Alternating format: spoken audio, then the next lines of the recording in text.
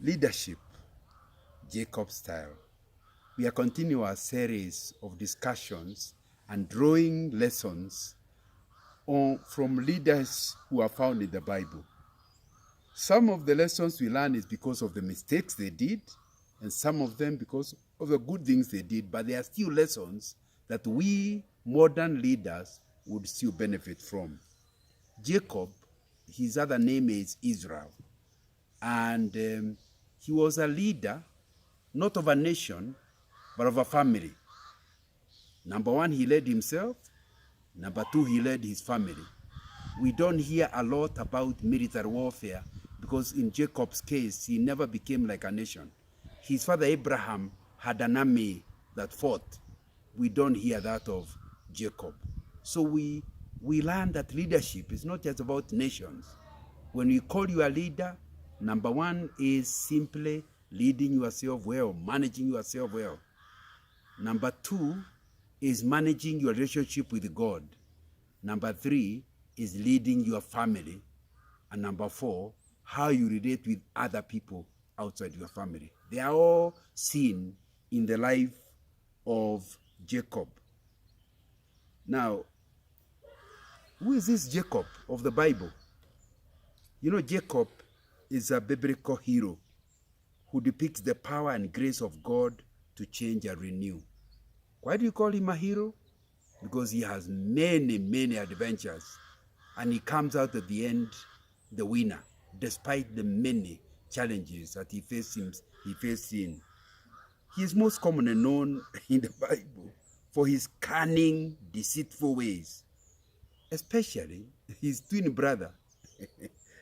Really suffered. He was not an identical twin. He was, I think, what they call fraternal twin. But he really suffered from the cunningness of his younger brother, younger by minutes, not younger by days.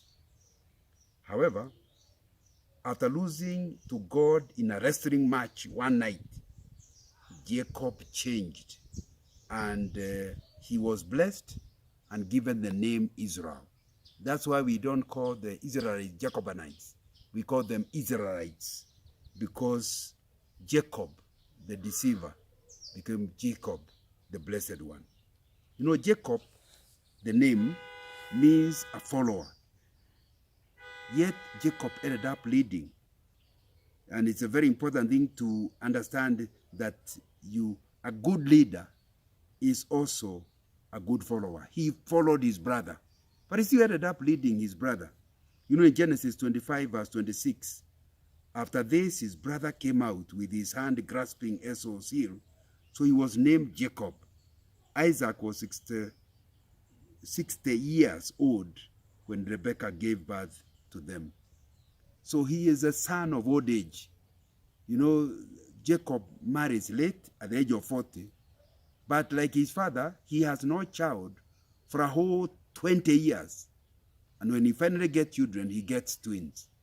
So you can see that's the background. That's the background that this Jacob comes in, called a follower. And he came out from a family that had challenges. Number one, Isaac and Rebekah had favorites. The favorite of Jacob, the favorite of Rebekah is Jacob.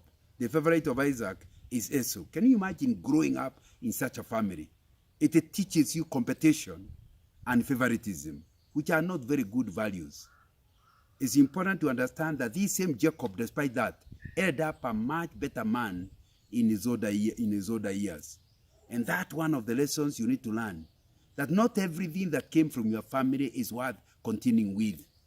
There are things that you should stop, even if they were the culture, the values of your family, of your grandfather, and of your parents.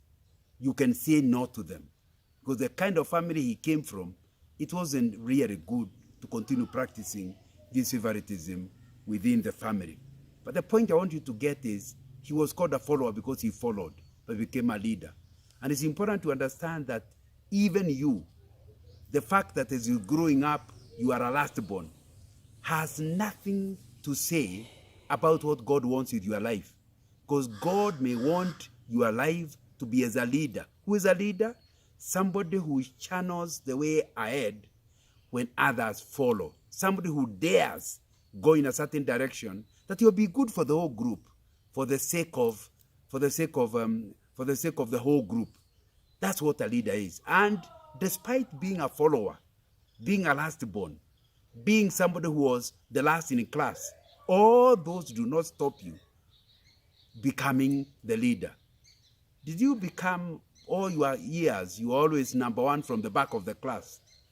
Or you are the black sheep of the family? Or everybody thought clearly you amount to nothing? That should not stop you becoming the leader. Jacob is a very good example. And you need to start thinking that your past can influence your future if you allow it, but cannot determine it. So it's important to understand that background of followership should never intimidate you from becoming a leader, as God opens opportunity for you and He gives you the grace and the gifting to be able to lead a people to a better place. You know, you need to understand, despite the fact that he was a follower, God did talk to Rebecca. Okay, we still hold Rebecca responsible for favoritism, but you can understand part of it came from prophecy. When Rebecca was pregnant with Jacob and Esau, she inquired of God as to why her two babies were fighting in her womb. In Genesis chapter 25, verse 22, we read, the babies jostled each other within her, and she said, why is it happening to me? Why is this happening to me? So she went to inquire of the Lord. The Lord said to her, 2 nations are in your womb, and 2 peoples from within you will be separated. 1 people will be stronger than the other, and the older will serve the younger. So, that's God speaking. She inquired of the Lord. So she knew from the beginning that her younger son is likely to be the leader. We have no idea whether that information she kept secret or she shared with Isaac, because Isaac was not necessarily of the same opinion. But it's important to understand that there is something the mother saw that could help this young man finally become the leader. Jacob was promised to be the ruler. And some of this is what God does. He creates opportunities where, although you are a follower, He creates opportunities and an environment that mold you to become a leader, just by the kind of experiences He gives you, the kind of challenges He makes you go through. The fact that the mother treated him like this helped the young boy to think of becoming a leader despite being a follower. And it's important to understand God will create many opportunities, will take you through places. There will be a teacher who can see something in you that your parents don't see, and you invest in you as a part of preparing you for leadership. So look back to your life and see the opportunities God has given you, because every time a stranger gave you opportunity, it was God. Every time your parents gave you opportunity, it was God, because really your life is lived for God. And so you need to understand all those circumstances are building to something. Isn't that the message of Romans chapter 8, verse 28? Everything that comes to us, everything God allows us, works together ultimately for the good of a child of God. So you need to understand as a leader that your background may not be wasted. There is certain background that must be rejected, but there are opportunities that build you to be who you are. You know, one of the things we learn about this young boy is he became wise. He was bright, clearly brighter than his brother. You know, that's why he tricked him several times. And it comes out not too well for Esau, dealing with a younger brother who is pretty, not just cunning, but wise and clever. No, let's remove the word wise. Actually clever. And so you can see there is a competition between the two, but the boy always comes out brighter. You know, sometimes this trait worked for him, and sometimes it backfired on him. He used both his mind, which was very gifted, and his strength, and finally he became wealthy and became a family man. All of it has to do with it. But the point I want us to draw out of this is being cunning can be a liability. There's nothing wrong with being bright. But if you start using brightness to trick others, it will work against you. Being cunning is not a virtue, it's a vice. And you need to understand that you can be an evil genius. Who is an evil genius? Somebody who is bright, accepted, but uses that wisdom not for the good of the people God has given him, but for his own personal gain. And Jacob did that quite a bit, where Mr. Me was what drove him, rather than how can I be of help to Laban? How can I be of help to Esau? How can I be of help to the people around me? Instead, he used his wisdom to con them. Cunningness has its days. There's a Kenyan saying that the days of a thief are 40. And you need to understand, if you are cunning, even as a leader, it will backfire on you. You think you are tricking people, you think manipulating them, but sometimes they are also bright. They can see what your cunningness is all about, and they'll plan how to bring you down. So, as a leader, you need to be bright, yes, gifted in the mind, yes, but use that one for the good of everybody, rather than use it against them for your own good. You know, I must admit that a number of the things that happened to Jacob have to do with the parenting. And bad parenting can, especially where there is favoritism, can bring trouble to the child, even the child that is actually favored. Even though God revealed himself to Jacob in the Bible, even through the mother, Jacob took a long time to ever admit that his wisdom and brightness was not good enough and give in to God's leading. He favored Joseph when he finally came to his own marriage. He just repeated the same mistakes of the father. He favored Jacob against his brothers, creating trouble for his son Jacob, because it led to jealousy from the other 11 and strife within his family. So you need to understand clearly that you have to fight back all the bad things, like I've said before, that happen in your marriage, in your family of origin. So when you come, please talk with your spouse and explain the things and say, please help me. This is what is likely to happen to me. Keep reminding me not to become like my parents in those particular areas. Bad parenting can actually affect the favored son. Why do I say this? Because if you're a favored son, you are likely to have entitlement mentality.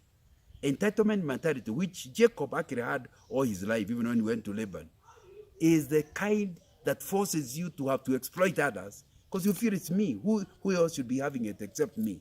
And you can imagine yourself being a leader and you have that entitlement mentality. You'll exploit your followers, and that will last not too long in your leadership. So the first problem of this bad parenting that favors one child against the other, and I'm looking at the favored one, it will create problems for the favored child because you have entitlement mentality. Number two, the favored child might not finally become as hardworking because he is used to having his way. In the process, even if he is not very hardworking, he could end up thinking that things will still work out right. The favored child expects the boss to favor him. The favored child accepts the teacher to favor him. And when he is not favored, he has a problem. Now, you can see what that will do. It will make the favored child not work hard. But the final thing is that the favored child will be frustrated when he discovers that the rest of the world doesn't even care who he is. So he'll feel, but don't you know who I am? You better know names. You better know people. Now, that kind of mentality will create fightings and violence and difficulties for this child. That's why we need to, in our parenting, to understand the kind of baggage we're handing over to our children. When you do not allow every child to grow on the basis of meritocracy rather than on favoritism, I think that will be something that will be very important for us. And you know, if we don't really look at that seriously, we could ruin the child. But now the reason I'm saying this is because some of us leaders, we came from such background. By looking at the life of Jacob, it helps you to know I have a weakness. I must manage my weakness. Since I know what I tend to do, fight it. Don't allow yourself into the same trouble that Jacob ended up in. And you know, the name Jacob doesn't just mean only follower. It also has something to do with a supplanter. Jacob's intention to undermine his brother of both his birthright. First of all, he dealt with the birthright, and then the father's blessing. Also earned him this name supplanter, always replacing the rightful person in order to outdo the rightful person. From the time of his birth until his wrestling encounter with God, Jacob was associated with the trickery, deception. Anybody he came in touch with. He tricked his father, he tricked Laban, he was a trickster. And it means to understand that it is not right. You just look at Genesis 27, verse 36. Esau said, "Isn't he rightly named Jacob? This is the second time he has taken advantage of me. He took my birthright, and now he has taken my blessing." Then he asked, "Haven't you reserved any blessing for me?" He is crying to the father. Because he was supplanted the first time, he has been supplanted again, he is in trouble. Let me tell you something. If you are a supplanter, in other words, you can almost any breakthrough you have had is because you pushed it your own way. It was not God's blessings. Any breakthrough you have, you outdid somebody else. You supplanted somebody else. You conned somebody else. If that's what your leadership is all about and your greatness is all about, please understand the payday will certainly come. You know, what Jacob suffered is fear. He ran away from his parents in his later years, and by the time he's running away, he's a boy maybe of about 17, going into the wilderness all on his own because of supplanting. And you need to understand, if you become a supplanter, there will be consequences. You know, there's a Kikuyu saying that says that if you win over somebody by violence or conning, please understand the battle is not over. It's over now. That person you may have defeated him, even through violence, but you'll be planning for the next 20 years. That's the trouble with human beings. They can last years. When you finally show up, there'll be violence. Isn't that what happened to Jacob? He went for many years to Laban's country. When he came back to his own land, he could hardly carry himself. He had real fear as he met Esau a second time. He had to try this and that in order to be accepted by Esau. How would you enjoy your life when you have actually won over, but the winning over puts you into 20 years of fear and exposing yourself to trickery of strangers? You need to understand clearly that you better take time to win rather than win and then suffer the consequences of your short time supplanting and winning. So it's my prayer that as we discuss this, you look at your own life and find out whether you have this seed of supplanting and conning others. And although so far you are rich and wealthy, Jacob became a very wealthy man. Please understand there will be chaos in your life later because of that. Because the people you have conned are going to fight back over time. So you have fear, but number two, you will never be satisfied. Every time you look at the amount of wealth you have, you remember, oh, I conned so-and-so, I conned so-and-so. You will not enjoy your old age. It can be quite a problem. Unless, of course, you have the Jacob encounter that changed him to Israel, and he was forgiven, and the past was forgotten. It's important to understand he became a new person, living in a different way. I think it's something that you need to ask yourself, are you a supplanter? There are leaders who are that type. They manipulate their bosses, so they make the boss think that they are the best news the company has. So they get promotions. But they get promotions and people know they tricked the boss to get that promotion. So you have a lot of difficulty with the people cooperating with you. It is true you have gotten this to become a CEO, but you are not going to enjoy your life as a CEO. And I think that will be quite an important issue you need to deal with. But I think the other thing that has to do with this family background of Jacob is the polygamy, the polygamy he ended up in. You know, in Genesis chapter 35, we can see Jacob thought he had lost a son whom he loved when he lost Joseph, and Joseph was sold into slavery. Bring Joseph's goat blood, the other brothers, as the brothers did, smeared with the blood, tunic smeared with the blood. His sons had caused him to believe that Joseph had actually been killed by wild beasts. With Joseph gone, what does Jacob do? He doesn't learn that favoritism is bad. He actually goes ahead and now puts the favoritism on the younger brother of Joseph, Benjamin. And so he continues with the same mistake. And he viewed Jacob as the staff of his right hand, that if something happened to Jacob, it would affect him. Despite having so many sons, he remained with a problem in his mind. I think we are to learn anything, you need to learn the troubles that came to Jacob's family by marrying two women. He did not do so willingly, but it's lack of understanding. We can discuss that another time. But you know what happens? He loved Rachel against Leah. And what happened? Because he loved Jacob, all the sons, he loved Rachel, all the sons of Leah, and they are the older sons, he did not look at them seriously. He did not care about them. He just cared because of his love for Rachel, who also died. He ended up loving Rachel's children more than he loved the children of Leah. And they are all his children. They have the same father, but there was trouble in Jacob's family. In fact, that is the trouble that ended up making the sons sell Joseph into slavery. My friend, do not think that you can dump your wife and pick a dogo.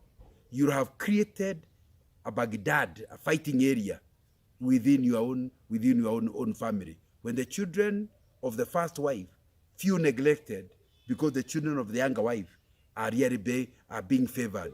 Now, my friend, polygamy, like the Kikuyu say, are like having two pots of poison. Finally, they poison the husband. It's very important to ask yourself whether you understand that you need to commit yourself. If you want to be a good leader, commit yourself to your wife for good. Do not try to move away. She may not be exactly what you wanted, but you married her. Stick with her.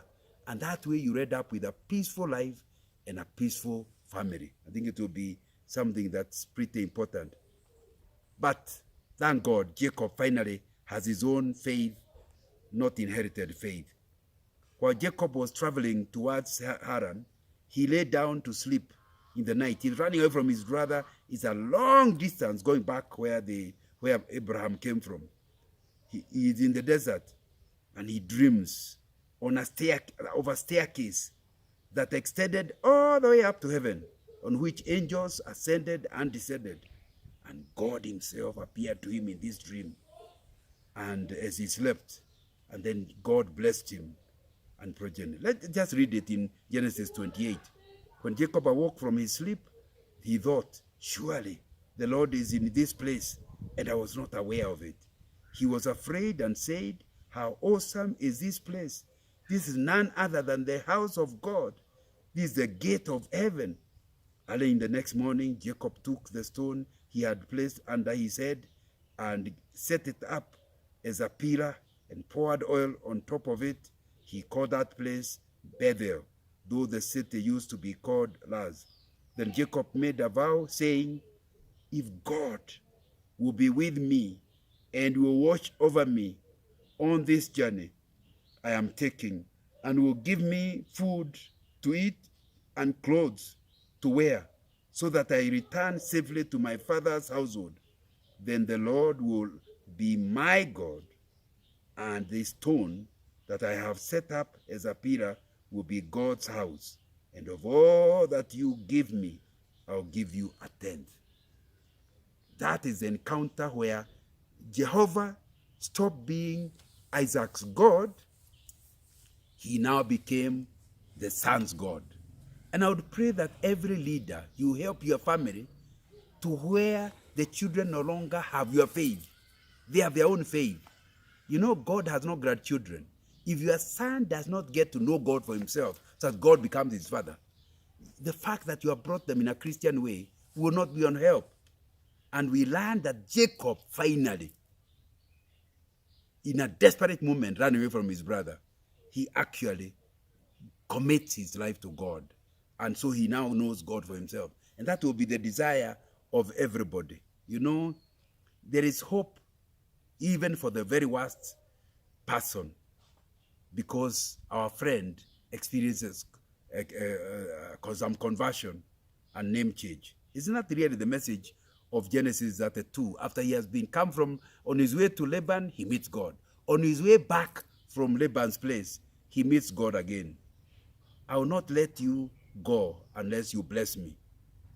That's basically what the restoring march is all about. That a whole night, as he is worried about meeting Esau, God meets him. But he meets him in a form of an angel, in human form, who wrestles with him. And Jacob is tough in the fight. Verse 27, Genesis 32, verse 27. Then the man asked him, what is your name? Jacob answered.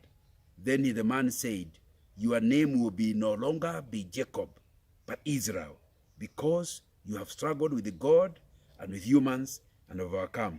Jacob said, please tell me your name. But he replied, why do you ask my name? Then he blessed him there. That changes the direction of Jacob. He is no longer the supplanter. He becomes the blessed one, Israel. My prayer for you is that you experience a meeting with God where you can accept your past with its evils and begin a new one. It is possible to be a new person. You know, as we finish, let me ask you, how you treat others, remember, will haunt you like it did Jacob.